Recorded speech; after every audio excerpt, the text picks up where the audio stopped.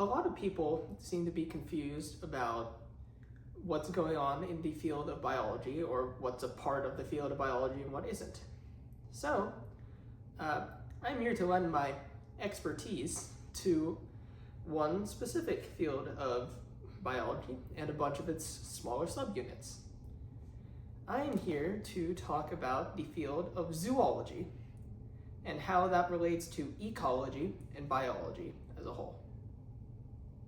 So, if you need something to play in the background while you're doing stuff, that's okay. I get it. I do that too. If you're here to listen, thanks for listening. I don't anticipate that this is going to get a large audience because this is literally my first time sitting in front of a camera and doing this, but the spread of information is always worth it, no matter to how few or how many people. So, with that out of the way, let's do this. Hello there, my name is Akhil Sundar, and I'm here to talk to you about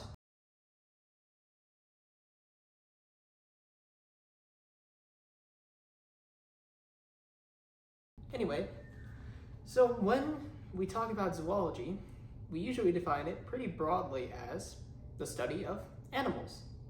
Pretty simple, right? However, there are some layers. Zoology specifically can be defined as the study of an animal's anatomy or structure, behavior, classification, distribution, and physiology. And I will talk about what each of those words mean right now. Anatomy and structure is pretty simple. Talks about the layout of an animal. For example, if we were looking at human anatomy, you would be looking at the skeleton, you would be looking at the internal organs. That actually doesn't really relate to physiology. Physiology, of course, has part in that, but physiology is the role that each of those important body parts plays. For example, physiology would deal with how does the pancreas respond to low or high blood glucose levels, stuff like that. Anatomy is structure, physiology is function. At least that's the best way I can put it. If anyone can think of a better way to put it, then by all means go ahead. Like I said, this is my first time. I'm here to learn almost as much as you are. Anyway, so their behavior, that should be fairly obvious. How do animals respond to stimuli? A stimulus is any change in an organism's environment. So how would an elephant respond to less water in an area than usual, for example? Classification should be fairly obvious. How do we organize animals in the tree of life? And there's a few different ways that we do that. One way is by comparing common traits. Another, and honestly the more accurate way, is through genetic testing. Because not all members of a species look unique. For instance, poison dart frogs. One of my favorite ones is the green and black poison dart frog. So this is a green and black poison dart frog, but this is also a green and black poison dart frog. And so is this. And so is this. And that's when it becomes difficult and you need to resort to genetic testing. Because I feel like if you asked a layman, they would not be able to identify all of those as the same species of frog. And if you asked me about a year ago, I would also not be able to determine that those are all the same species of frog, because they all look completely different. But they are the same species, and that's kind of the point. The reason we're able to organize them like that is by looking at their DNA. Anyway, what's next? Behavior, distribution, yes. Where is an animal located on a map? For example, African elephants will be found here. What's another example?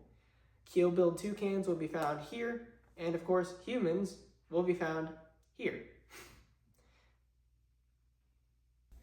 Anyway, zoology relates to ecology in that it, along with a few other sciences, such as botany, which is the study of plants, mycology, which is the study of fungi, and many, many, many other doctrines, not doctrines. That's a horrible word to use when there's a lot of anti-intellectualism going around.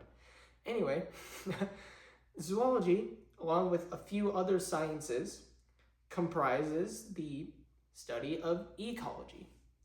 And this is where we draw hairs, because zoology is a study of animals, but it's mostly just a study of one species. A zoologist can focus specifically on, say, African elephants or African lions or Javan rhinoceros or Bengal tigers or any of the thousands of species, hundreds of thousands of species that we have across our planet right now. Heck, a zoologist could even focus in on a specific species of beetle. Beetles, by the way, make up 25% of all animal species. That's a fun number.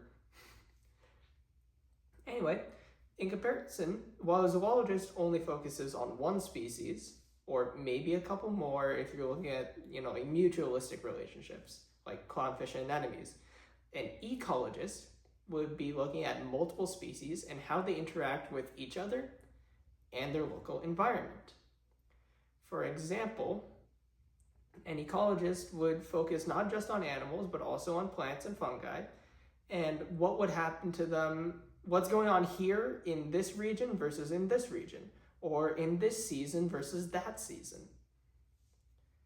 And it is quite the encompassing study, and it is one of the many fields in biology.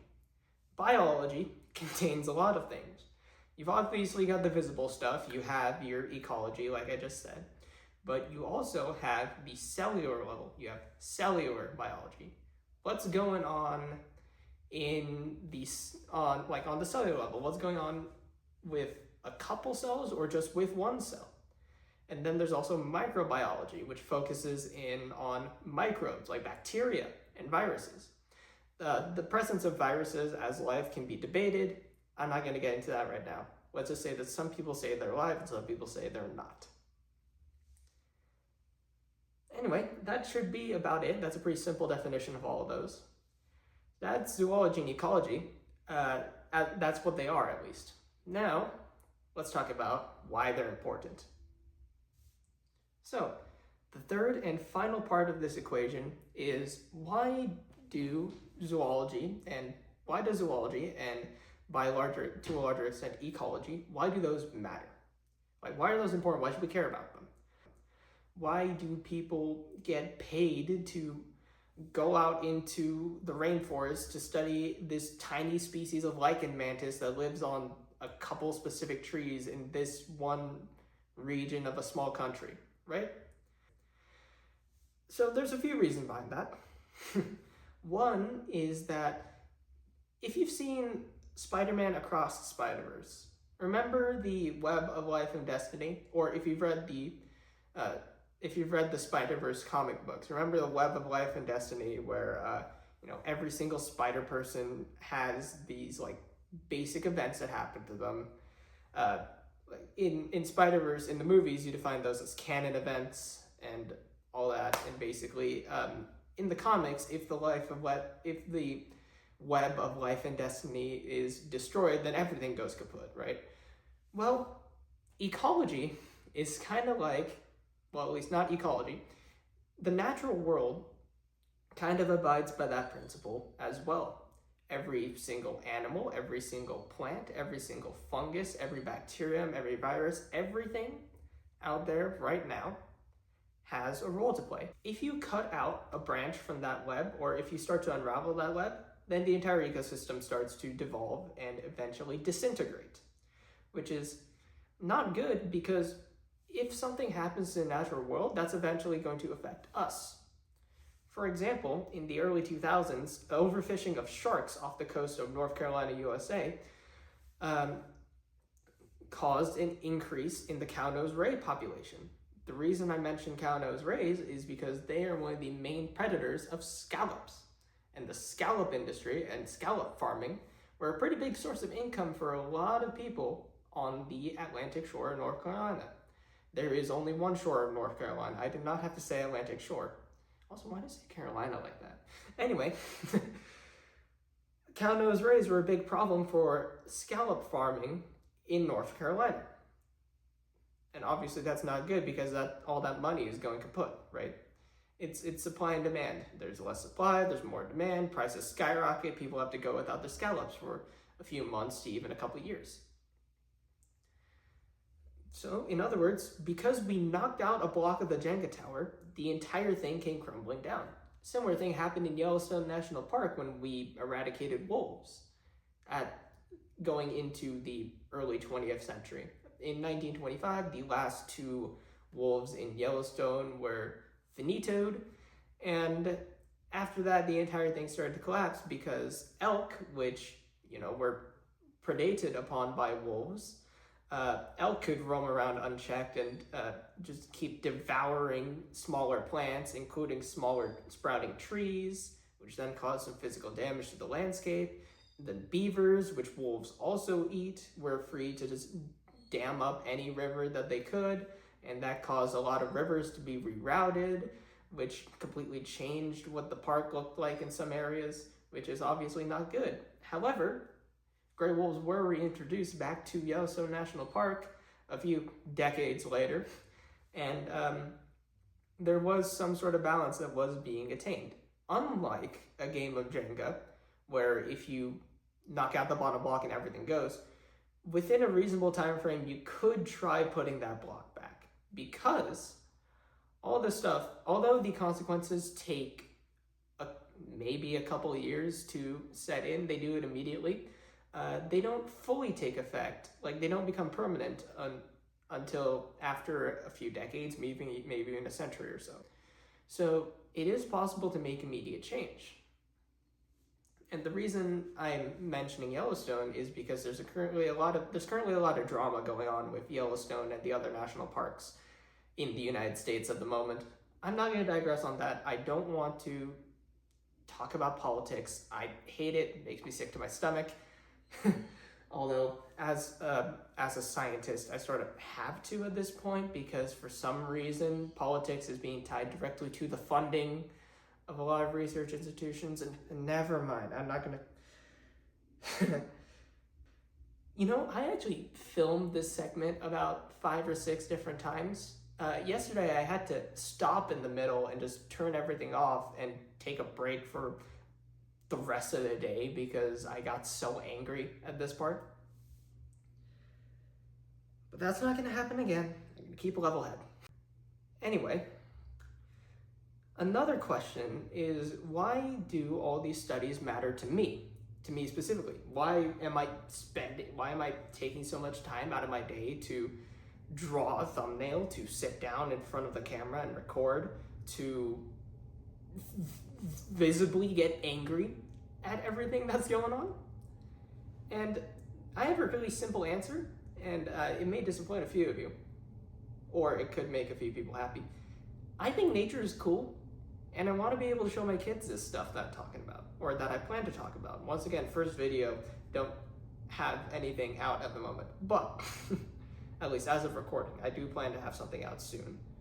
But I think all this stuff is neat. There are so many really cool animal facts. There are so many people who really love talking about animals, myself included. And we would all hate it if all these things that we love talking about just suddenly vanished off the face of the earth. And as a result, we're going to do our best to try to prevent that. Because, like I said, we care. It's okay to care. You don't have to be cynical all the time. You don't have to be negative all the time. It's okay. I get it. So, with all that being said, that's the end of my little spiel. I could probably spend hours, even days, talking about this, but I just want to sit down and provide a brief and cursory explanation of why all this matters, not just to me, but to people around the globe. And yeah, that's, like I said, that's about it. That's the end of my little spiel. So, with all that out of the way, hello there, welcome to the channel. My name is Akil Sundar, and I am an amateur zoologist. I'll see you around in the future. Have a good one, and don't forget to cherish the outside world. Go for a walk, go for a hike, whatever. Just be observant and remember that there's more around you than you probably know.